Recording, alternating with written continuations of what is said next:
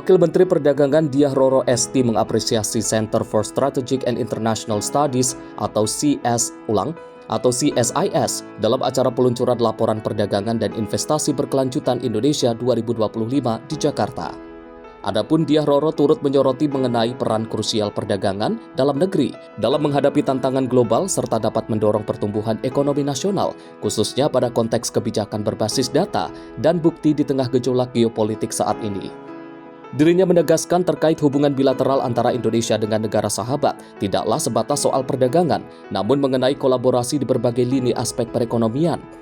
Dirinya juga menyoroti pertumbuhan ekonomi nasional hingga saat ini telah mencapai 4,87% yang didorong kontribusi konsumsi rumah tangga sekitar 54%.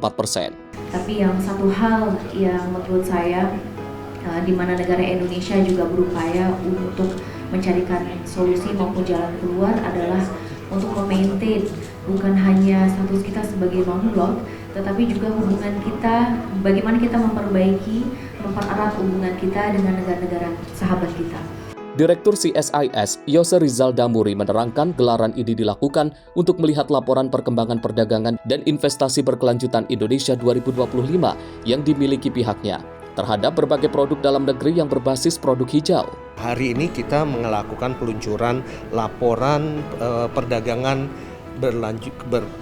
perdagangan dan investasi berkelanjutan Indonesia tahun 2025. Ini merupakan annual publication dari CSIS yang melihat bagaimana kondisi atau perkembangan mengenai perdagangan dan investasi di Indonesia, terutama yang terkait dengan isu-isu berkelanjutan atau mungkin kita bisa bilang green trade and green investment.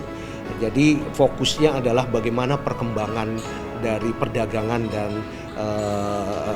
dan investasi di bidang-bidang ataupun di berbagai produk-produk yang bisa kita kategorikan sebagai produk hijau. Dari Jakarta, Max, juru kamera Randika Rafli, Tim Liputan, Sinpo TV.